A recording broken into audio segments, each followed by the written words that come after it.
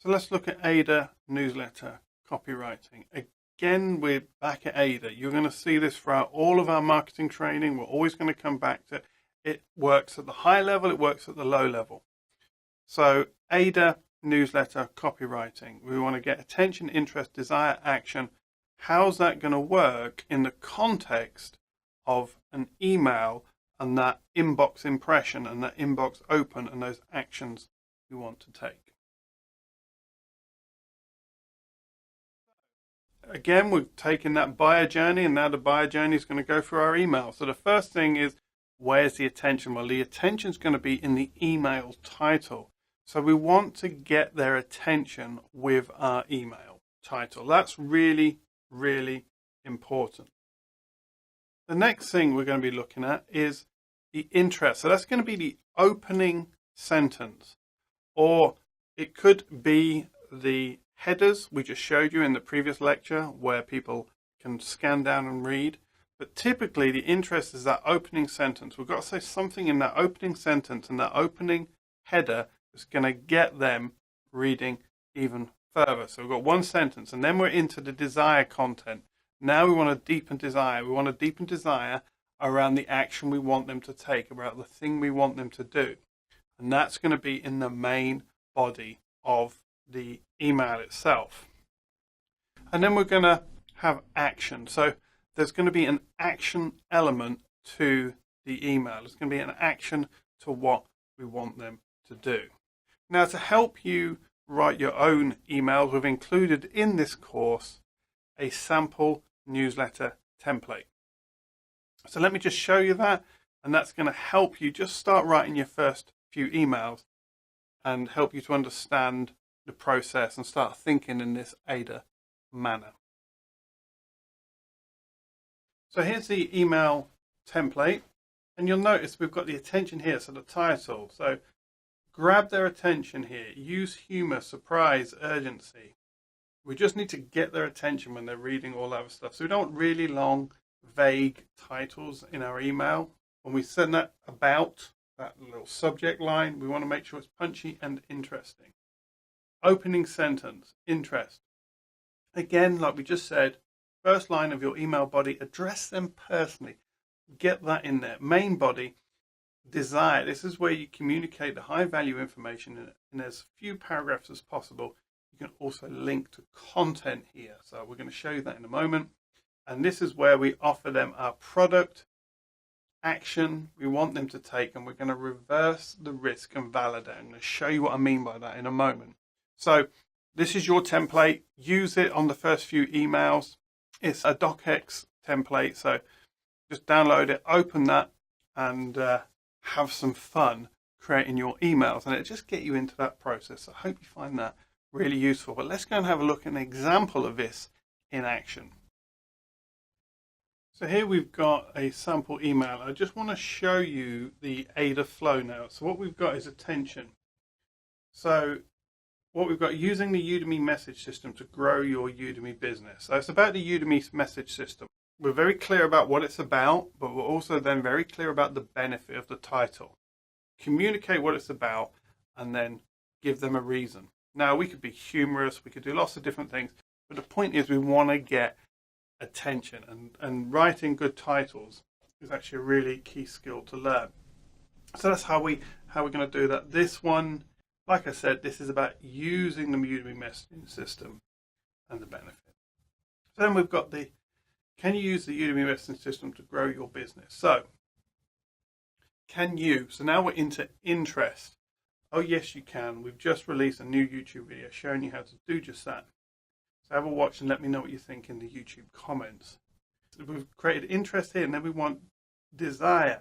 Now this one is a little bit of a complicated email because I'm driving traffic to my YouTube video, but I also had a separate event which was happening on the following Sunday. So this went out on the Thursday, and then on the Sunday I held a blab, which is an online open video conference that people can drop in and talk to me on. We then mentioned that as well, but we're being very clear. We're maintaining TLDR. We're giving them those headers. We link to that as well. So we've got the attention, got some interest, We want to develop some desire now. And then on each of the emails, this is where it gets interesting. Okay. Each of the emails, we're going to actually put our sale. It's the first time we've discussed about this in the course, because this is the action part. This is the offer. So really simple, really simple. I've got a simple little box. There's current offers. Check out this week's deals. You click on that. You're going to go through to my website and you're going to access some deals. Now, what we also need to do, if you remember, we talked about validating and reversing the risk. So what we're going to do here is we're reversing the risk on the call to action. So this is all the call to action section. All of our courses come with Udemy's 30-day full refund promise. So if you're unhappy with the course for any reason whatsoever, you can claim a full refund, no questions asked. So right there and then, we are reversing the risk. This is what's called in marketing and sales, reversing the risk. And then we're going to validate our claims about some of our offers. So for instance, we can put a review. So this is a must-have Udemy course. Mark is a highly trusted and esteemed instructor. You can bet if he says that it's probably true when it comes to building a Udemy business. And then he goes on, gives me a really nice review, which I've took and I've placed that in the bottom of my email. So let's just run through that again. Now we've seen all that and explained it a little bit. ADA, attention. How to do something to do something. How to do something to get a benefit to grow your Udemy business. Very specific. Can you use the Udemy messaging system? Do you see how we're using the direct? How I'm not being a grammar queen. Can you use the Udemy messaging system to grow your business? Yes. Interest and desire. I've got some desire. I'm deepening desire in my expertise. I'm talking about what I'm doing. I'm creating a hangout or a blab where they can come to. There's lots of stuff going on here. But then we get to the action at the bottom. Here's my offer. Here's my guarantee. Here's my risk reversal. You're not going to have a risk if you take up my offer. And here's some verification that this is a genuine, legitimate offer from a third party. So what we've just done there, we've just took them through the ADA copywriting process in our email. So I hope you find that useful. So go and have a play with a template. Study this, how this email template set up. Oh, and the other thing I forgot to mention here, which I want to point out, my photo is there. Why have I put my photo in my email? If you're a service-based professional or you're educational like I am, you want to create connection. You want people to be able to recognize you. And this is the same image I use across all my online marketing, so people recognize this image. I'm just saying to them, it's me. Hi, you know me, you can trust me. And it's not just a load of text, it's actually someone who's represented on the page. And often you can put that higher up, you could put that in the header. Lots of different places you might want to put that. But it's there just to add that little bit of social engagement, a little bit of connection. And obviously, there's lots of different ways you can design templates and stuff. I'm not saying this is ideal, but it's a really good example of ADA because it goes straight down. Now, you might have your boxes in different places on the page. You might have your offer at the top. I prefer it at the bottom because I just like people to go through my content, follow the ADA copywriting, follow the ADA marketing flow all the way down. And then the action is there for those people that are really, really interested in my offering. Now we just have to touch on the fear of selling. We've gone through there, and as you can see in that email I just showed you, I asked for the sale. I made an offer. There was a discount. There was a high transaction value to that particular offer. If it had clicked through, they would have seen that was a high value.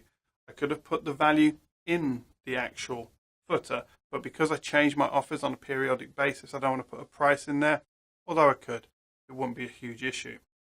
But I'm asking for the sale. Now, you notice I'm asking in a very gentle way. I'm not being the sleazy salesman. I'm not a used car salesman trying to sell mutton dressed as lamb. I'm not trying to rip them off.